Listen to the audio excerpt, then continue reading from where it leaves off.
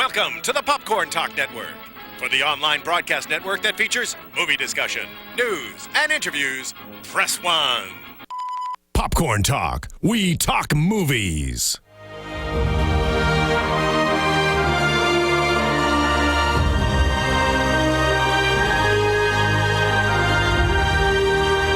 From the Popcorn Talk Network, the online broadcast network for movie talk, Alicia Malone with Scott Movie Mantz and the Schmoes Know. This is Profiles, in-depth spotlights on the greatest filmmakers and artists in motion picture history. Hello, Profilers! Boy, have we got a Profiles for you today! We sure do. Mantz is extra excited. Cocaine Donkey in the house. Donkey in the house! Red Fury high fives will be had repeatedly throughout this show. Episode 26. This is our biggest and best show yet. I know we say that all the time. Every single week we say that. How do you top this guy? I don't know. How do we top this guest? Al Pacino is our topic. Al Pacino is our guest. We sat down. We spoke to the man himself. What an incredible, unforgettable, passionate, informative, interesting, fascinating, fun 4-minute interview. Yeah, 4 minutes. But we got a lot in, and he spoke a lot about some of the films that we'll be talking about today, and that was such a treat to hear someone like Al Pacino talk about The Godfather. I mean, I thought I died and went to heaven. And Scarface. And for our show. Yeah, that was really cool. That was super cool. We'll get into that later, so do stick around for that one, ladies and gentlemen. Yeah. But I have 2 questions for you, Alicia. Okay, first question is this. Yes. What is it about Al Pacino? You know what? I have Loaded question. I have an even bigger appreciation for Al Pacino after doing the research for this episode and seeing all his roles back to back, because he really transforms. He is such an intense performer. He throws himself into it, but his roles are very different. Yeah, he's played gangsters, Tony Montana and Michael Corleone, but then he's played other sides of the law. He's played other guys. He's played real life guys. The devil. The devil. He's even played both sides of Michael Corleone. Like, he's able to do the fresh-faced war veteran as well as the scary mob boss. And he changes his voice with everyone. Think about Frank Slade versus Frank Serpico. He's just incredible. And he's 74 and still going. 74, about to turn 75 on April 25th. Something else that we brought up in our incredible, unforgettable, amazing 4-minute interview. Well, actually, you just answered my second question, too. Because my second question was, and I know we talked about this before, about how you've learned to reappreciate and rediscover Al Pacino through doing the research we had to do for this episode of Profiles. And I'm with you on both counts. I mean, 5'7", and he towers over every movie he does. Movies, television, the stage, and he's an Oscar winner, but yet he also made a huge mark on TV with Angels in America, Phil Spector, You Don't Know Jack, and it just, I never get nervous when I do these celebrity interviews. Me neither. But I did for Al Pacino. Well, actually, I do get nervous quite often, but I got extra nervous for Al Pacino because he is a legend. He's probably one of the greatest living actors we have right now, and he's a method actor, but unlike someone like Brando, he doesn't seem to have been a victim to his craft. He seems like a very happy guy. He seems very comfortable with his fame, and he has a good time. He has a great time in interviews. And he has a great time in his new movie called Danny Collins. I thought that it was his most commercially accessible movie in a really, really long time. More than 45 big screen roles, and it's incredible. When you think about the movies he did in the 70s, just one masterpiece after another. Who back in the 70s was comparable to that? Like who? Maybe Dustin Hoffman? Yeah. Maybe De Niro?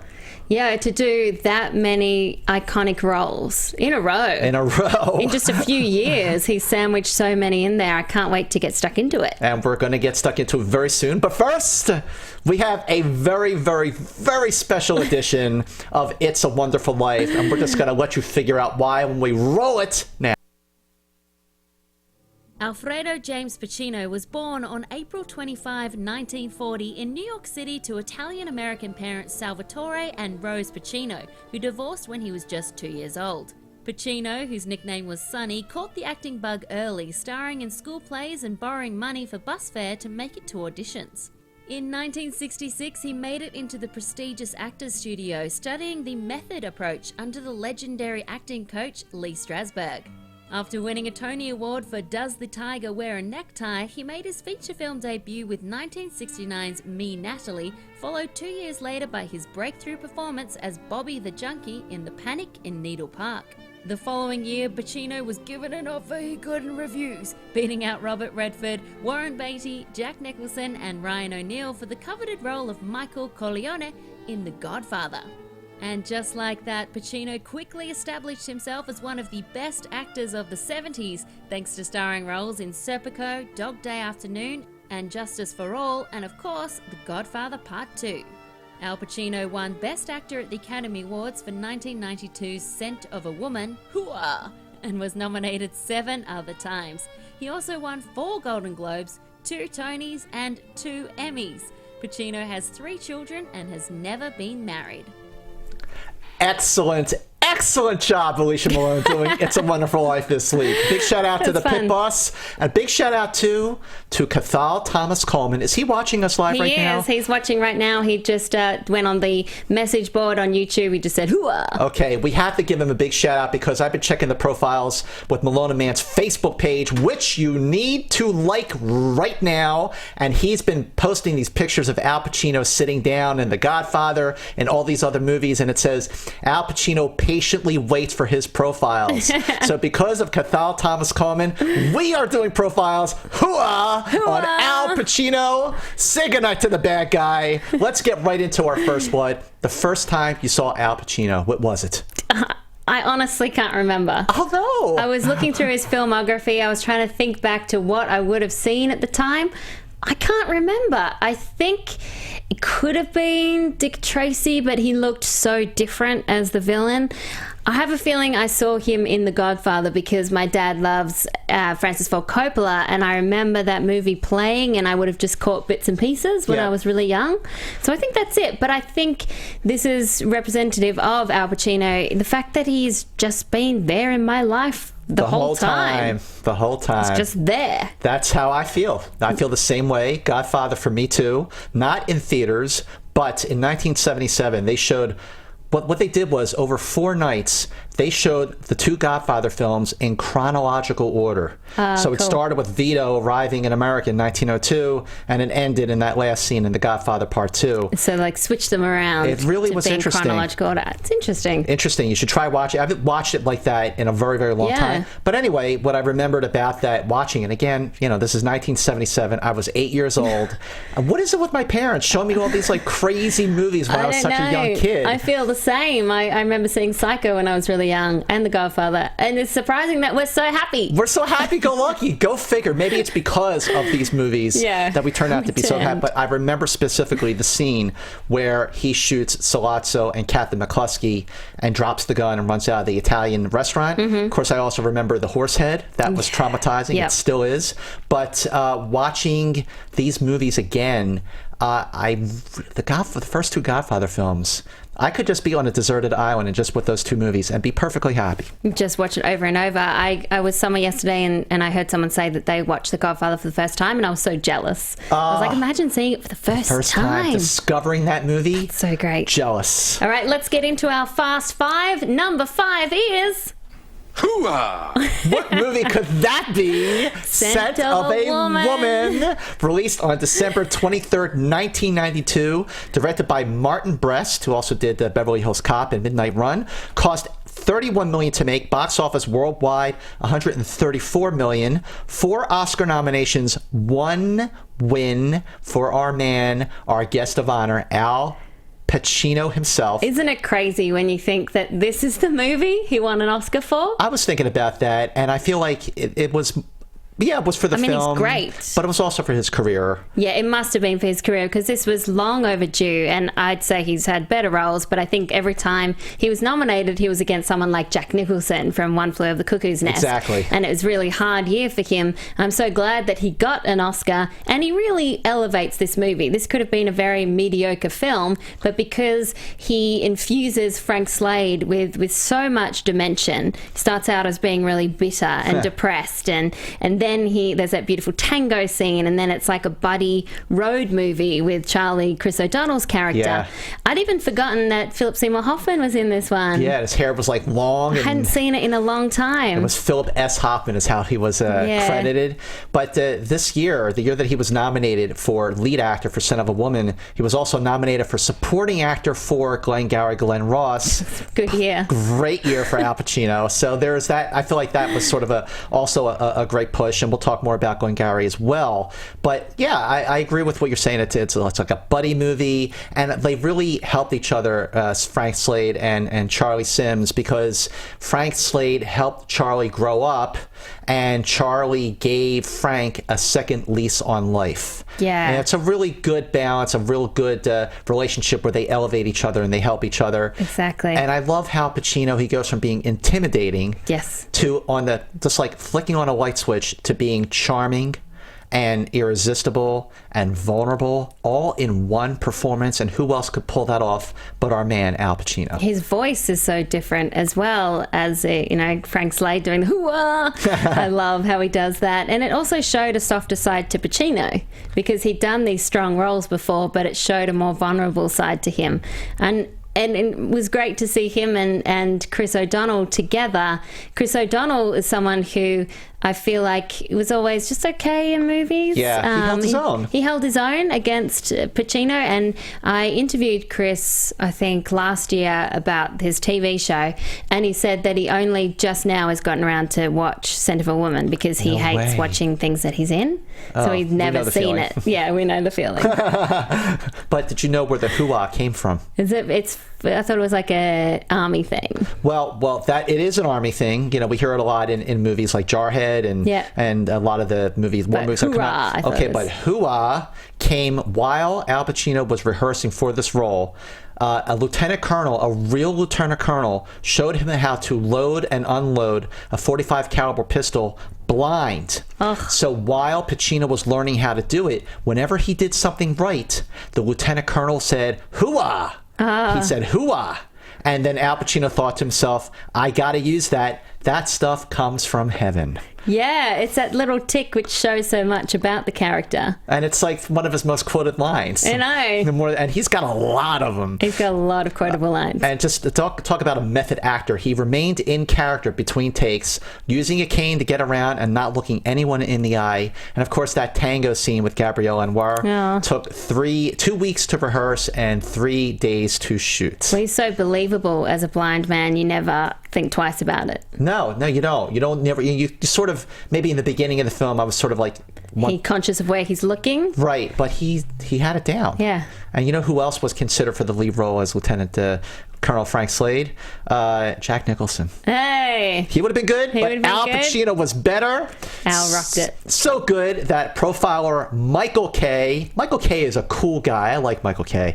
Scent of a Woman is brilliant. I can easily make an argument for this being Pacino's best performance as he plays retired Army General Lieutenant Colonel Slade, showing Chris O'Donnell's character a life of luxury before he's about to commit suicide.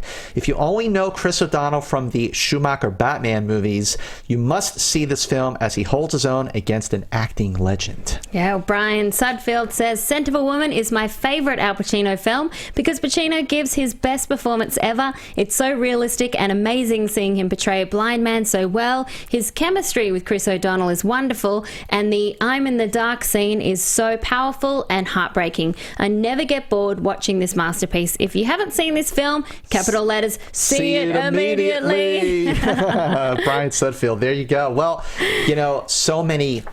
Again, we always say this every week. So many great scenes. So many great scenes. How do you pick just one? For our right for stuff. Al Pacino? What is your right stuff for Al Pacino? I had to think long and hard about this, but rewatching Dog Day Afternoon, I ended up going for the Attica Great scene. scene because I love how his character, I mean, he's doing a bad thing, he's robbing a bank, but it's very representative of the 70s, the kind of counterculture, where he comes out and at first, you know, the crowd's watching and everyone is scared for the hostages, and then he gets the crowd on his side Riled up. and then against the police, and I just love that twist. I also love the way Pacino builds in all his scenes. He starts from here and then he ends up intense and up here. He does that in a lot of scenes, especially when it comes to his monologues. We'll get to that too. What's your right My stuff? right stuff, that was hard to choose. Yeah. I was almost going to go for the... great ass. I was gonna great go. ass. And your head's way up it. That's from Heat. That's from Heat. I was almost going to go for that. That's a great scene. But I did go for Heat for two reasons. The main reason is because of just that scene where Al Pacino and Robert De Niro are sitting across from each other at the late, great Kate Manalini's. Which we used to go to for dinner. We went to before we went to screenings, and they shut it down because they raised the rent. But anyway, we'll always have Kate Manalini's. And we'll always have Heat. We'll always have them sitting across from each other. Cops and robbers, the light and the dark, they need each other. They respect each other. But when Al Pacino goes, you know, when it's down to you and some other guy whose wife you're going to turn into a widow, brother, you are going down. Yeah. It's so great. And of course, also in Heat, not really for the performance, but just the bank heist scene in downtown LA is so riveting and realistic and so edge of your seat that 6 months after that movie came out, there was a real bank heist in North Hollywood, California that was captured on TV. And every newscaster remarked how that scene reminded them of the scene from Heat. Yeah, it was so well researched. Michael Mann knew his stuff. He did know his stuff. All right, our last detail where And we know our stuff too. Yeah, we know our stuff. We're going to give you some trivia about Al Pacino. Hit me up. So did you know that in Scarface, during the big shootout in Tony's mansion, there is apparently a single shot that was directed by Steven Spielberg, What? who was visiting the set at the time? Which one? I have no idea. Hopefully that's true, because it was a really cool piece of information that I came across when I was doing my research. But isn't that awesome? So Steven Spielberg directed one scene from that big Like shootout. one shot, Wow. which would be cool. That is cool. Trying to figure out, you know, the next time we talk to Spielberg, and we are going to talk to him, because we're going to interview him. Putting it out there. Putting it out there. Maybe we'll interview him for a special updated profiles. Who knows? But some trivia for you, my friend, is the following roles were actually turned down by Al Pacino. I have that written down too. Ted Kramer in Kramer versus Kramer. Yeah. You got that? Yeah. All right. Colonel Kilgore, Apocalypse Now. Yeah. Roy Neary, Close Encounters. And wait. Go say the last one. I was going to say Han Solo. That's the one! Star Wars. Yes! Give it up. Another high five. Excellent job. Also apparently Die Hard and Pretty Woman too. Die Hard? Yeah. He would have been Frank McClane. John McClane. John McClane. Yes. Yeah. Frank Serpico, John McClane. Both cops. Yes. Oh, wow. You know, when you can turn down Han Solo, Star Wars, Apocalypse Now, Kramer versus Kramer, that's power, my friend. I know. Apparently he said when he read the script for Star Wars, I remember not understanding it at all. Which is so funny. What's to understand? Well, here's another fact for you. Did you know that Al Pacino is the original face of Facebook? So when they first created Facebook and they had a banner up the top and they had a little sad looking face to the left hand side covered in ones and zeros, it was Al Pacino. No. I don't even know if he knew that he was the face of Facebook. They changed it in 2007, but originally Al Pacino's face. Al Pacino was the face of Facebook. Well, that is great trivia. Yeah. I didn't know that, and I didn't know the Spielberg thing at all. That is amazing. Well, did you know that Alec Baldwin, when he was going for his degree at NYU, he wrote a 65-page thesis on Al Pacino and method acting. I want to read it. And he later starred with him. Glenn Ross. But wasn't Al Pacino not in the scene that Alec Baldwin was in? Yeah, I don't think he was. He wasn't, but they were in the same movie, so that's close enough. That's very cool. Okay. All right. Before we move on, we have to take care of some very, very, very, very, very important business for profiles.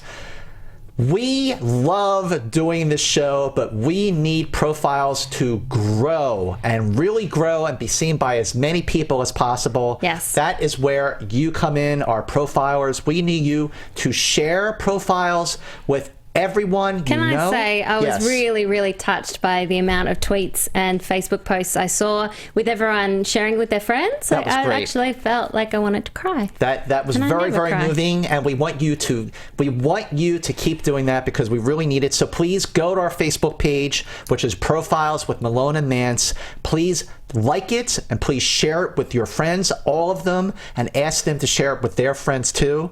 Go to iTunes, subscribe to Profiles, rate and review us on Profiles. We were at #1 the Film and TV podcast on iTunes about a month ago, which was really awesome.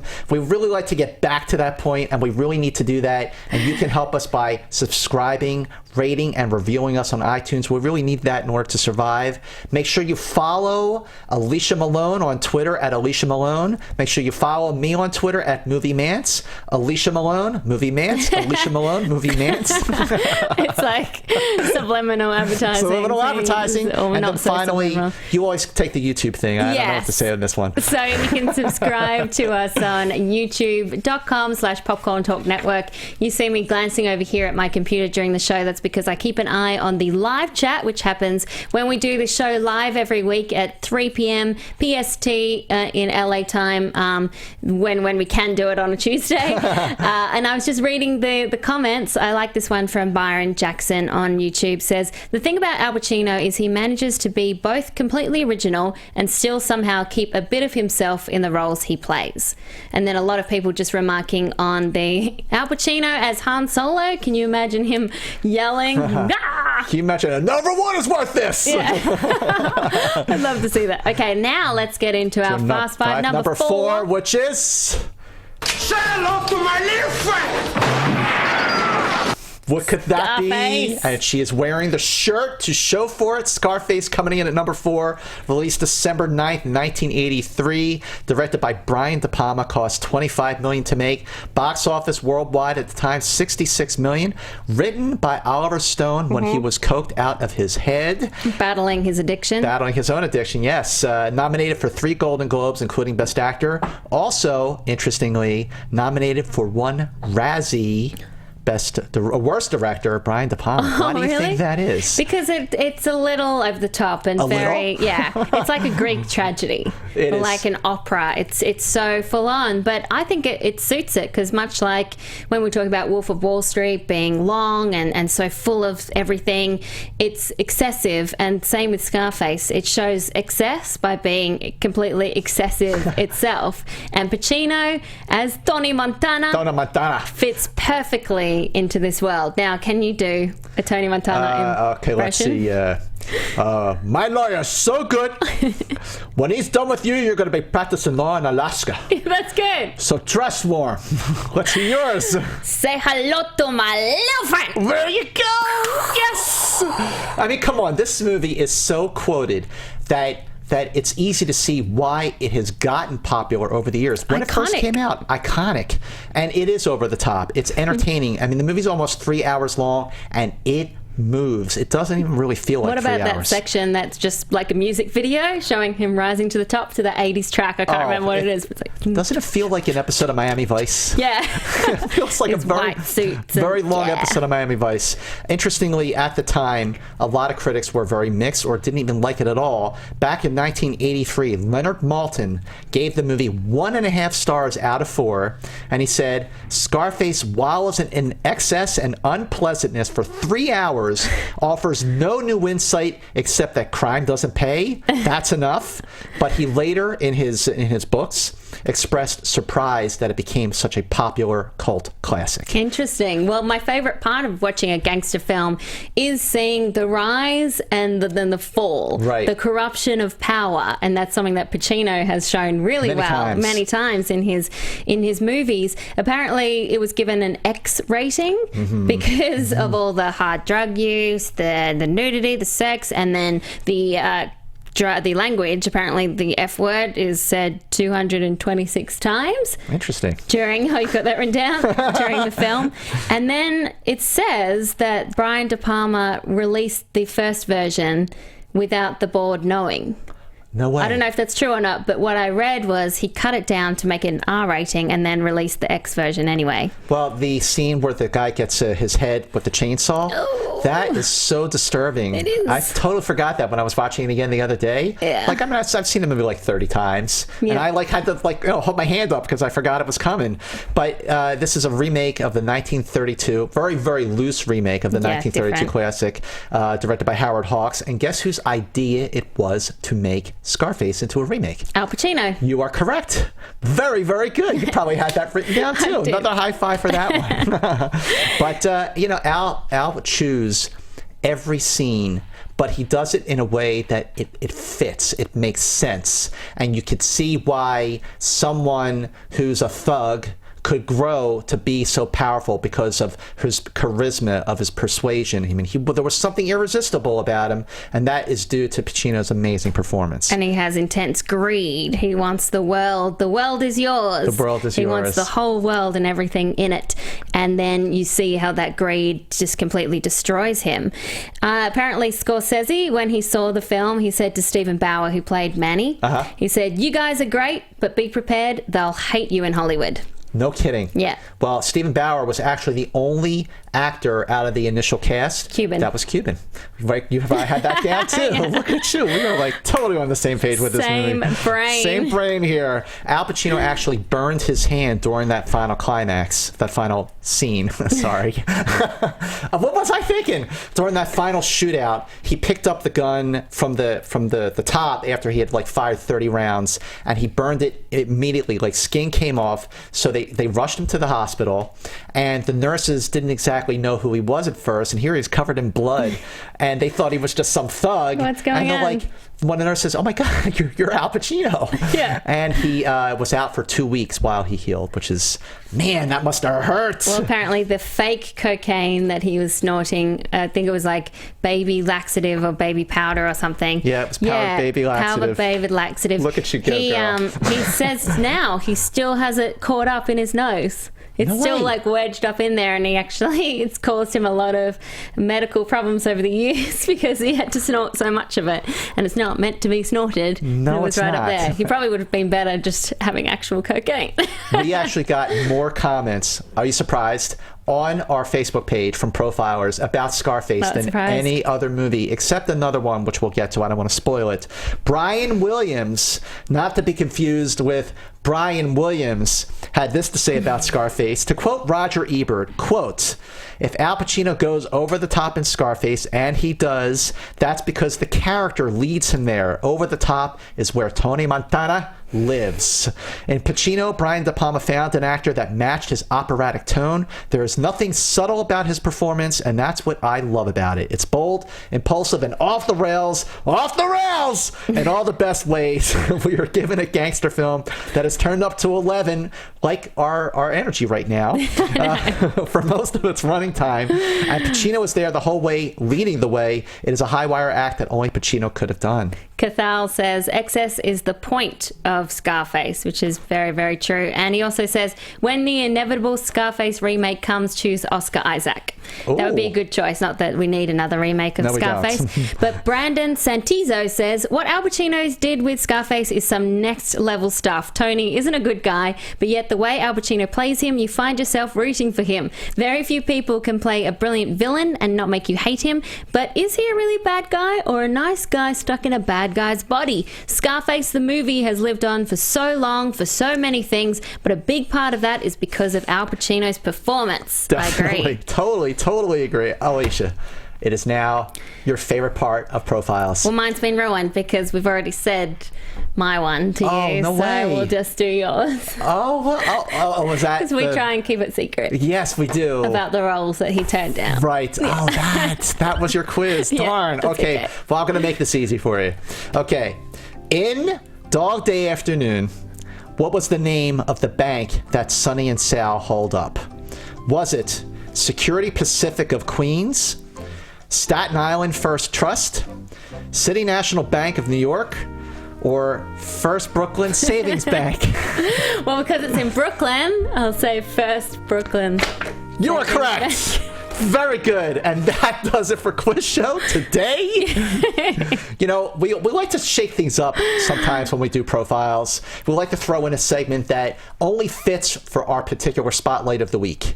So when it came to Al Pacino, we decided that no one delivers a monologue quite like Al Pacino. Exactly. So that is why we are calling our special segment on Al Pacino's monologues The King's Speech. I mean, is there a more fitting segment name for Al Pacino's monologues? What are some of your favorites? Well, one of my favorites for sure is Scent of a Woman. Mm-hmm. When he gets to the I knew I was going to have trouble saying that word. Disciplinary. Yes, that's it. We know where you're going. Disciplinary. Yes. Hearing with Charlie Sims. And this is when he finally stands up for Charlie, and boy, does he ever. I love the monologue he delivers about principles and honor, and I'm just getting warmed up. And that is such a great moment. That's my favorite moment of that movie. What did you say about Pacino's delivery before, how he starts at 1 and it builds up to 100. He builds up to 100. Yes, it does. Well, there's the great scene-chewing scene in The Devil's Advocate. Yeah. When he's going, because he is the devil, and he heads a law firm, and he goes, look, but don't touch. Touch, but don't taste.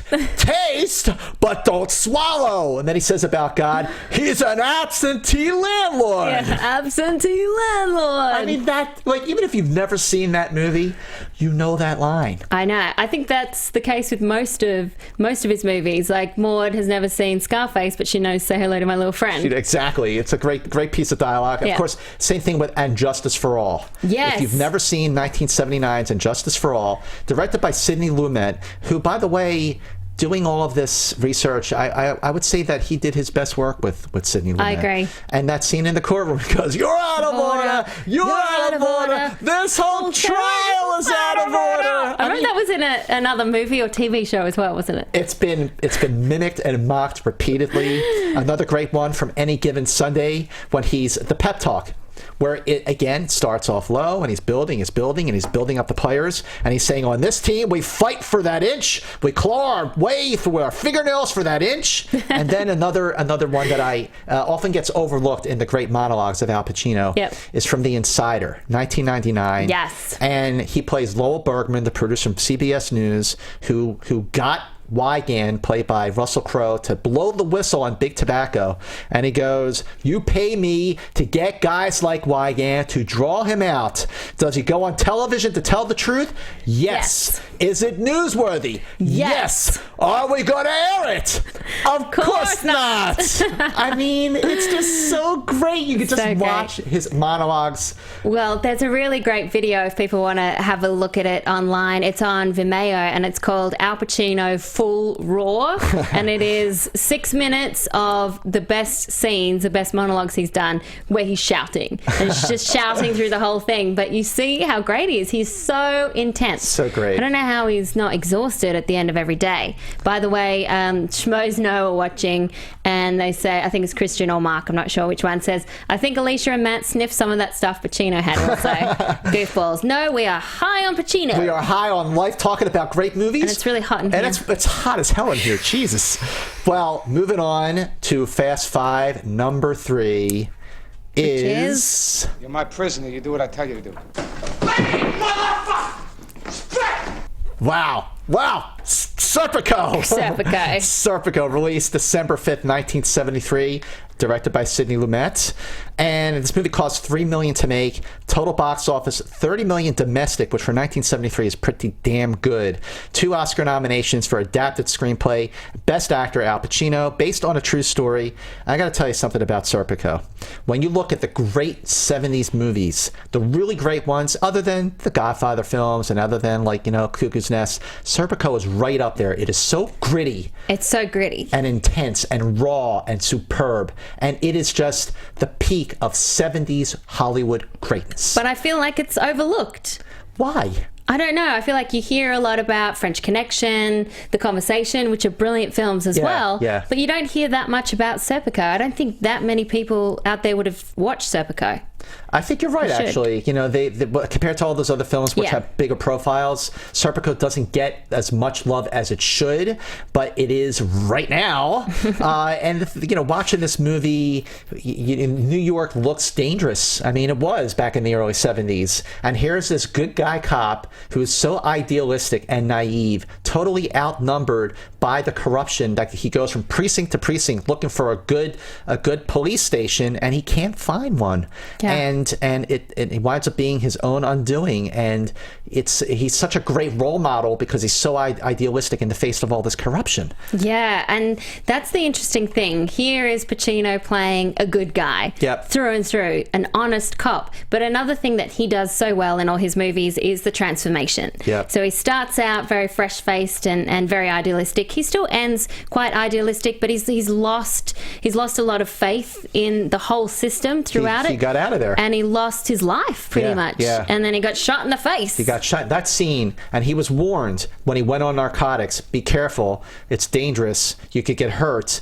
And, you know, it's not going to take much for these guys to look the other way, and you're going to be in big trouble. And that's exactly what happened. And don't you love the way it begins? It begins with him being shot in the face, but then it switches straight to the very start of his story. And just to see that change, when you watch it the first time, you're thinking, what happened? So how did he get there? You're talking about the transformation of when he went from being a fresh-faced rookie cop to this weathered, totally dispirited undercover narcotics officer, when in fact it was filmed the other way around. Interesting. They started filming the very end where he had the long hair and the big bushy beard, and as they were filming in reverse, they shaved it, they cut his hair, they shaved a little more, they shaved a little more. So the last scene of him where he's getting sworn in, looking like Michael Corleone in The Godfather, that was the last scene to be filmed. Wow, it's pretty amazing that it takes a look at 12 years of Frank Serpico's life. Of course, it's based on a biography of the real cop, Frank Serpico, who exactly tried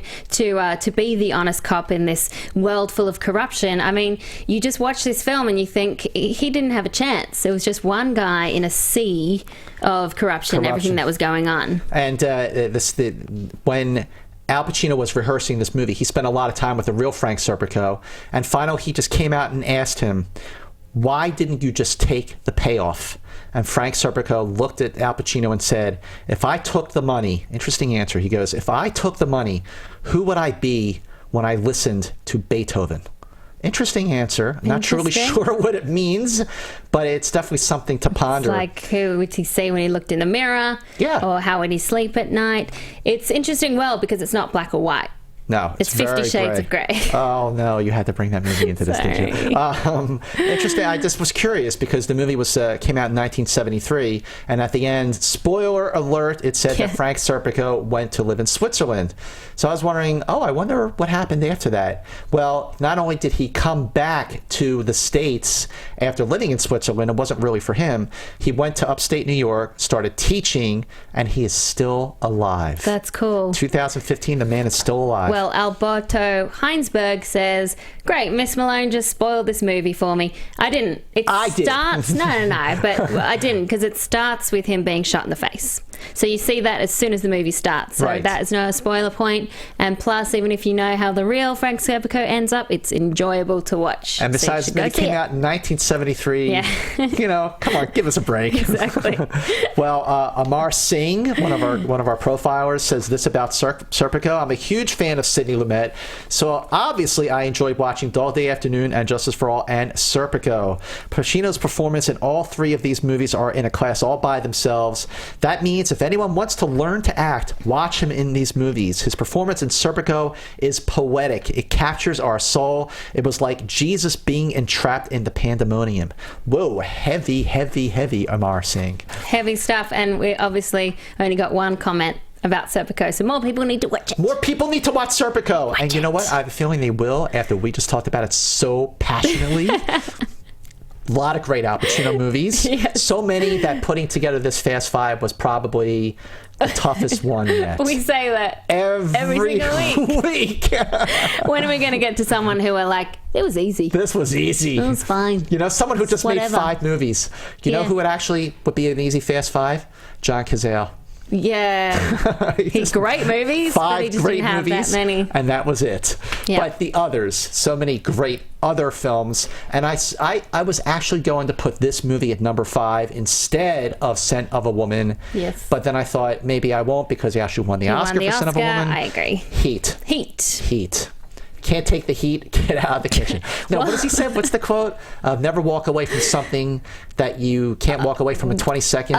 Yeah. When you feel the heat coming around the corner. The thing that I love about this movie is it's a big action film, but it has such poetic dialogue. Yeah, Great dialogue. And then you got these 2 acting legends at the center of it. And even though they were both in The Godfather Part II, their paths never crossed. Right. So amazing to see them. And even though they don't have that much screen time together in the same scene in Heat, to see them, as you said, opposite each other at Kate Mantilini's, that is so cool. And it shows that they still had it. They still have it. Another movie that's 3 hours long, flies by. It's a 5-act film. Most movies are 3 acts. Yeah. This is 5 acts. And I love that last scene at the end after Pacino shoots De Niro and he goes over to him and he goes, I told you I wasn't going back. Yes. And the last scene of them is the 2 of them holding hands as De Niro dies. Another spoiler alert. Great movie. What else is on your list? Whole show is a spoiler. Glenn Ross. Yes. From 1992, he was nominated for supporting actor, but he won the actor for best actor for Scent of a Woman, and he lost the best supporting actor to Unforgiven, Gene Hackman. That was a tough battle. Great cast: Jack Lemmon, Alec Baldwin, Kevin Spacey. The monologues, the writing from David Mamet. Actually, just recently, I think it was about a year or 2 ago, I saw Al Pacino in Glen Ross on the stage, but he wasn't playing his character from the movie. He's playing the Machine Levine. Yes. Yeah. That was such a treat to see him in a different role. And then Bobby Cazale, who stars with him, was that Cannavale? Yeah. I was thinking about John Cazale. Bobby Cannavale, who stars with him, and Danny Collins was playing Al Pacino's role. Oh, that's cool. It was cool. I love that line Al Pacino goes, never open your mouth until you know what the shot is. Always be closing. Always be closing. AIDA. Okay, another movie I liked. I know I mentioned this briefly, The Insider, 1999. What I liked about that film for a lot of reasons was that he was not over the top Al. He was actually what's a much more restrained performance, but the friendship that develops between Al Pacino and Russell Crowe, who plays Wygand, the whistleblower, and it was just a great sort of expose on journalism. One of the best movies about journalism since All the President's Men. What else is on your list? Well, I was going to say Insomnia, which we spoke about during the Christopher Nolan episode of Profiles, and Mark Tordai loves Insomnia as well. He said, not only is Insomnia my favourite Christopher Nolan film and one I call a masterpiece, but Al Pacino is a big reason why this foggy psychological thriller worked the way it did. Playing a cop with, you guessed it, insomnia, Pacino's character declines into further trauma as the film plays on. Not only is he unable to sleep with the constant sunlight in Alaska, but he's also fighting to keep his job, and then there's the loss of his partner too. It's a shame Al Pacino's performance was overlooked by the Academy, but I feel Insomnia is his best performance within the past 15 years. I agree with that. I think it is his best performance in the last 15 years until his new movie, Danny Collins. I'm not just saying that because we interviewed him for that. Connor Wood had this to say about Heat. Heat is a tremendous and powerful movie. Michael Mann gives wonderful direction to 2 main heavyweights of the film, Al Pacino and Robert De Niro. It's a brilliantly constructed crime film like many of Michael Mann's movies and contains one of the best shootouts in cinema history. Pacino and De Niro are in a cat and mouse game from beginning to end, and who can forget the exceptional scene with their 2 characters sitting at a restaurant table. The tension level is through the roof. Sure is. Well, on our Facebook page, Profiles with Malone and Mantz, they did brackets for the best Al Pacino characters this week. Cathal Thomas, thank you for running this on our Facebook page. If you go there, it's really cool. They take 2 characters that the same actor has played, and then you vote which one wins. So it came down to Michael versus Serpico and Tony versus Sonny from Dog Day Afternoon. Then it came down to Michael versus Tony. And who do you think won out of Michael Corleone or Tony Montana? I'm going to go with Michael Corleone. Yes. Oh, and as Justin Bass, who helped out as well, says, Michael wins the brackets again. He also won the Coppola bracket. Oh. The Coppola bracket. Coppola.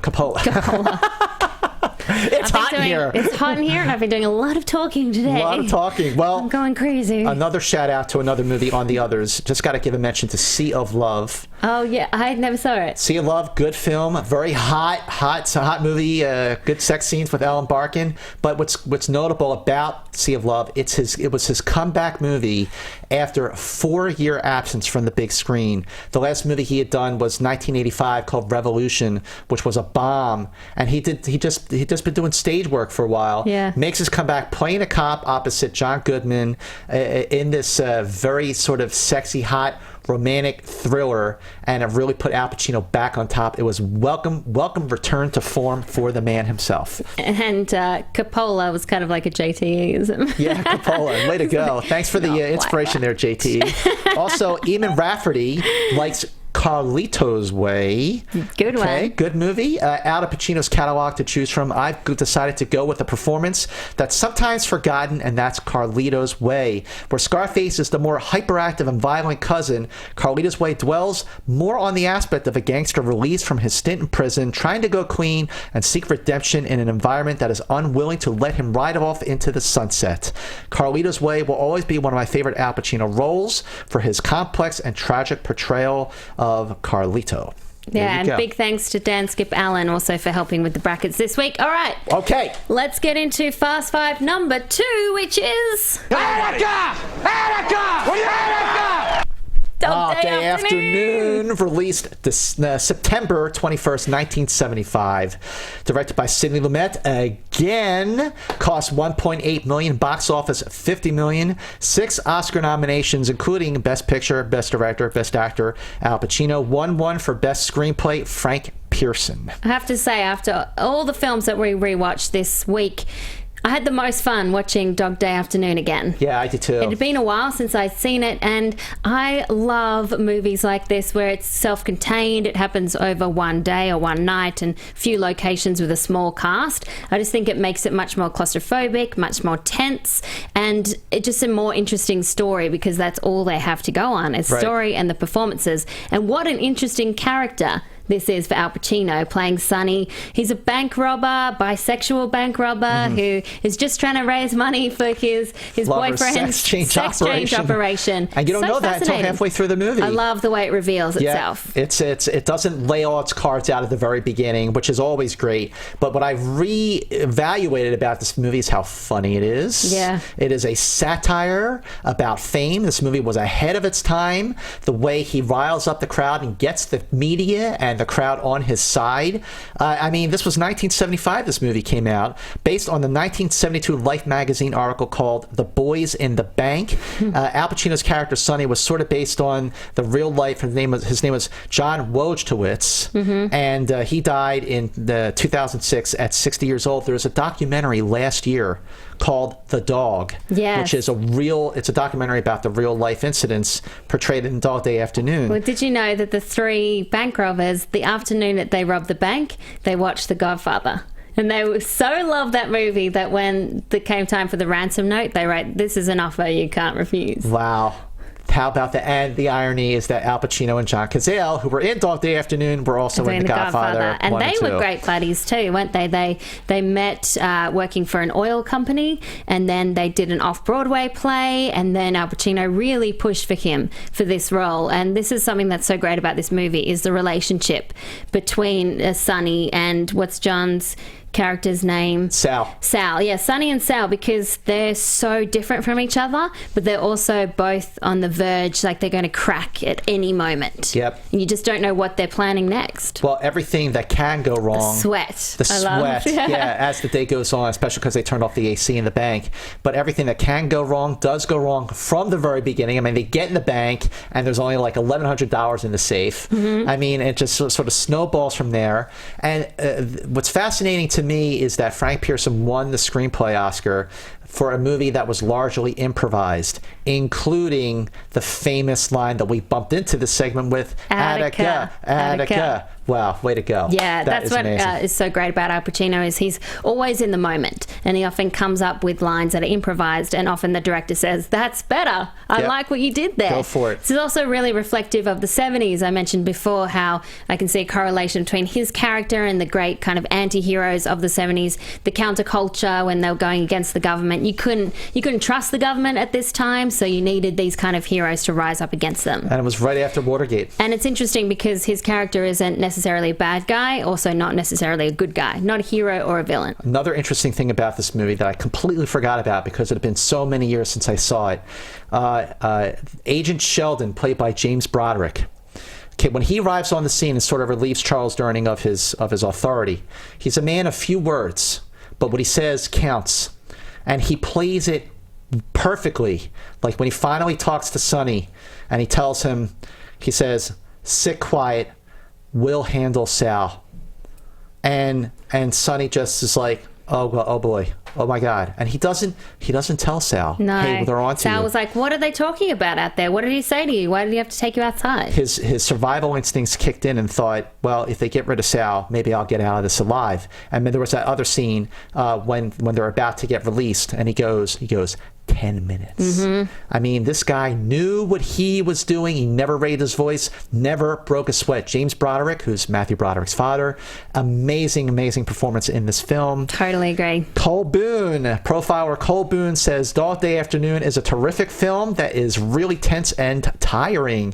You feel as though you are going through this ordeal with Sonny, Sal, and the hostages. And credit really goes, yes, to Sidney Lumet, Al Pacino, and John Cazale for crafting the story of a heist gone terribly wrong. You ultimately sympathize with Pacino's Sonny, which is what you just said, and can understand where the man is coming from. It was a groundbreaking film and an Oscar-worthy performance by Pacino, who at the time really was at the top of his game. Yeah. Amazing. Well, Rachel Cushing on the live chat at YouTube says, it's an amazing film and feels just as relevant today as it must have been in the 70s. Tyler Myers says, I've never seen Dog Day Afternoon, runs away. Don't worry, Tyler. You should watch it now. Watch it right after this. I really loved watching it again. It'd been a long time. And Star Drew says, who did the quote of, I'm walking here when the taxi tried to pass? That was Dustin Hoffman. Different movie. Midnight Cowboy. We will get to Dustin Hoffman for sure. On Profiles.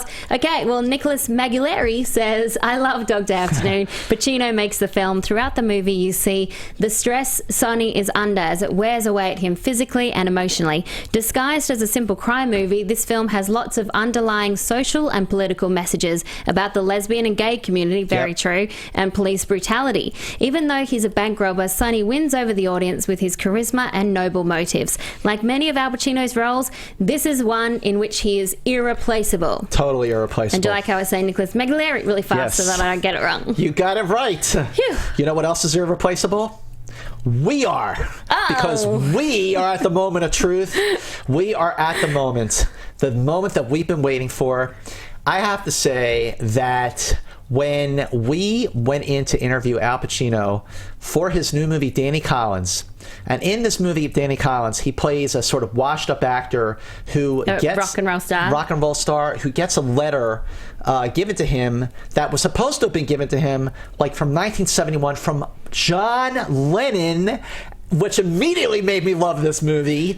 But it is such a crowd pleaser. It's a redemption tale. It's sweet. It's really got a big heart. And this is one of these films that I am always talking about how I worry that the blockbusters and the indies wipes out the middle class of movie. Yep. This is those kind of great middle class movies which just have fun performances, and it's an adult, sophisticated film. Yep, it's for grown-ups. And he sings. He's good at it. And it's his best role in many, many years. Yeah. I really like Danny Collins. Anyway, so the great thing is that when we go in and we get to do an interview for Profiles, not for one of her outlets or one of mine, that for Profiles, they rearranged the room, put in a second chair so the two of us could interview Al Pacino, and here it is! Tell us, what was it about Danny Collins which really appealed to you? Well, it was the Dan Fogelman script. I think you could tell if you've seen the movie, there's a kind of innate spirit in it, heart in it, and it's funny and it's touching. It was a great script, really.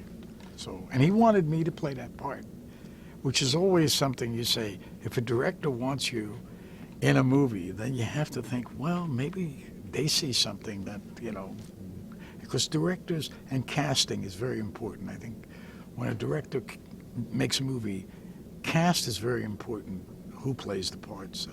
And he felt he wanted me. Well, how was that similar to back in the day when Francis Ford Coppola pushed for you to play Michael Corleone in The Godfather? Seems like it's still going on, right?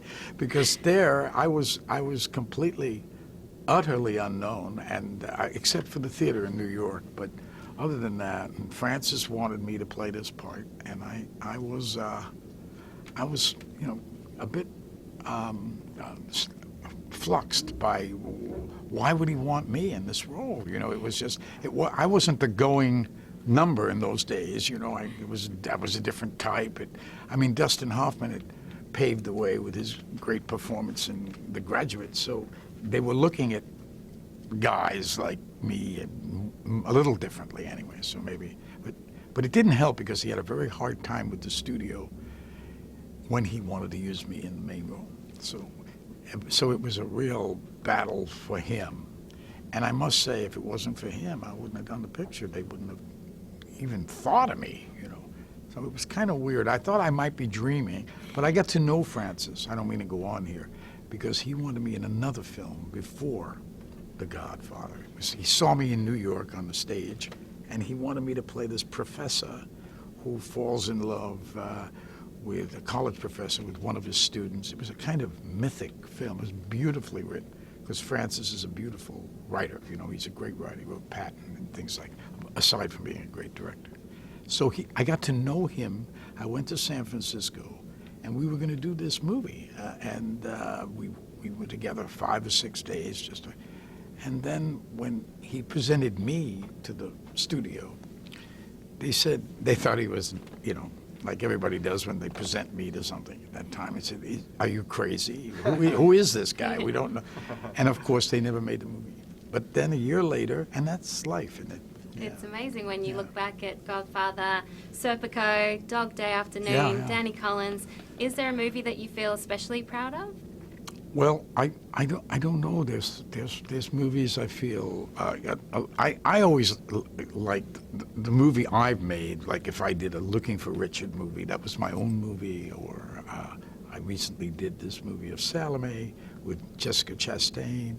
But I think Scarface looms up because I think that was a real controversial and yet tremendously enduring movie. It's still out there. So. But I have I've done a lot, And somebody once said to me, just recently said to me, because I did this movie, The Humbling. I did it before Danny Collins, and someone wanted to talk about those 70s movies, and I finally had to say after a while, I don't remember the 70s, and it got all over the internet and stuff. But that is partially the truth, I just don't quite know. So when I think back, of course, that first movie I made was The Panic in Needle Park, and I sort of liked that. Jerry Schatzberg, I think it was the first. So there's a kind of sentiment toward it. It's a really good movie. Great Kitty Wynn, and Jerry Schatzberg directed it. Beautiful. This is a milestone year for you. You're celebrating your 75th birthday, so happy birthday. Oh, yeah. I was going to try to hide it, but why? It's great. Why? It sounds very impressive, doesn't it? Yes, it sure does. But thank 400 you so much. would sound a little better. My 400th birthday. Well, thank you so much for taking the time to talk with us. No, my Appreciate pleasure. it. I'm so glad you liked it. It's Yeah. really great to hear that. Oh, yes! So cool. Look at us go! Wait, did we just talk to Al Pacino? I don't know. Did we just talk to Al Pacino? Is this We real just life? talked to Al Pacino for Profiles, and we wished him a happy birthday. Hooah! Hooah! Give it up. Come on. Okay. That deserves Ow. 1, 2, Ow. one more, 3 high fives in a row. I need to get more calluses on my hands. I think. Man, oh man, Profiles rocks. You rock because you're great profilers. Yes. And that brings us to number 1 on our Fast Five, which had to be... I know it was you, Fredo. You broke my heart. You broke my heart. It's Godfather Part 2. Although we're kind of counting Godfather as well. Yes, by extension, Godfather Part 1 is definitely included in this. Released December 20th, 1974. Directed by the man himself, Francis Ford Coppola. Cost $13 million to make. Made $48 million domestic. 11 Oscar nominations. 6 wins. Best Director, Best Picture, Supporting Actor Robert De Niro. The first sequel to win Best Picture. The second one was Return of the King. Also nominated Al Pacino twice for the same role because he was also nominated for Michael Corleone in the first Godfather. And the first one, he wasn't happy that he was only nominated for Best Supporting Actor, so he didn't go to the Oscars. This time he got Best Lead Actor nomination. But he lost to...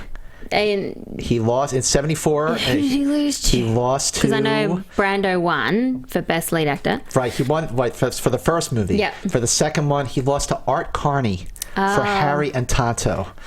Okay, fine, good performance, but Michael Corleone in The Godfather Part 2 is one of Al Pacino's very finest performances. Talk about a role that should have won. An ambitious movie. I prefer Godfather 2 over 1. You prefer 1 over 2. I prefer 1 over 2. And I know we talked about both Godfather movies in our Coppola episode, where Coppola himself actually called up to speak about it. So watch that too. Make sure you watch that episode. But I do love Al's performance more in Godfather Part 2 than the first, because he is completely that mob boss. Yeah, he is. He is Michael Corleone in full force, and you see that he, again, much like Scarface, the way that power can corrupt someone. He turns on his brother.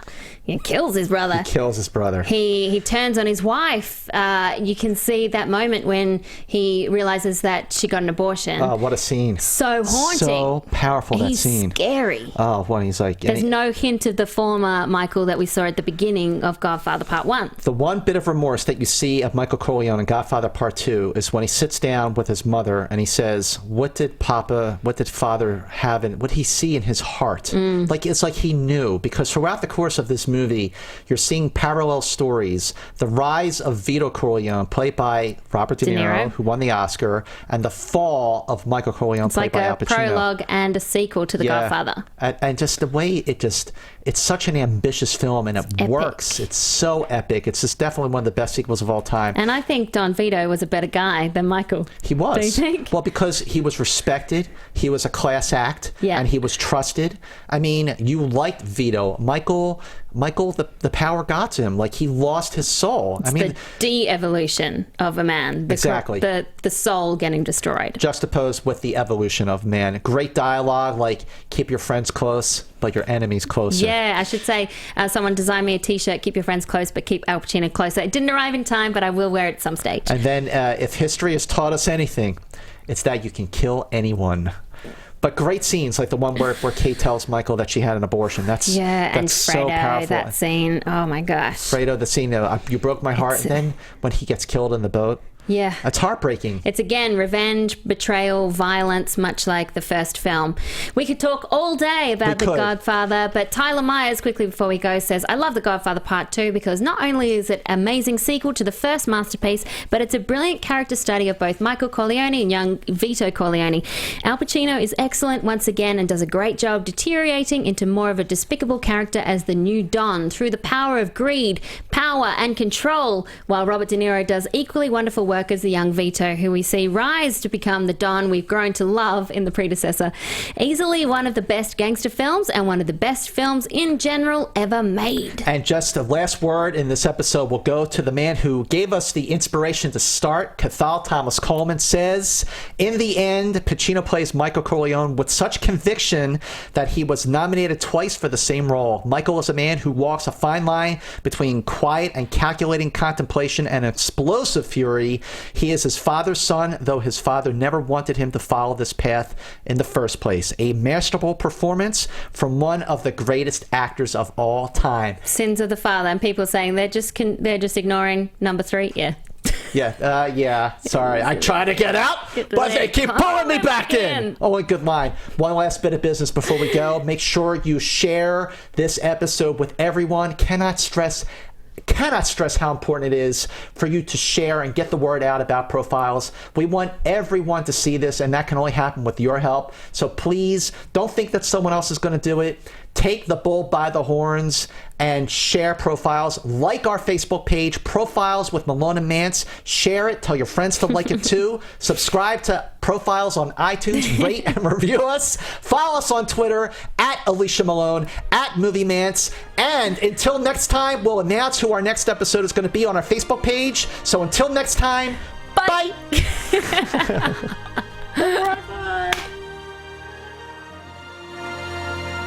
From producers Maria Menounos, Kevin Undergaro, Phil Svitek, Christian Harloff, and the entire Popcorn Talk Network, we would like to thank you for tuning in.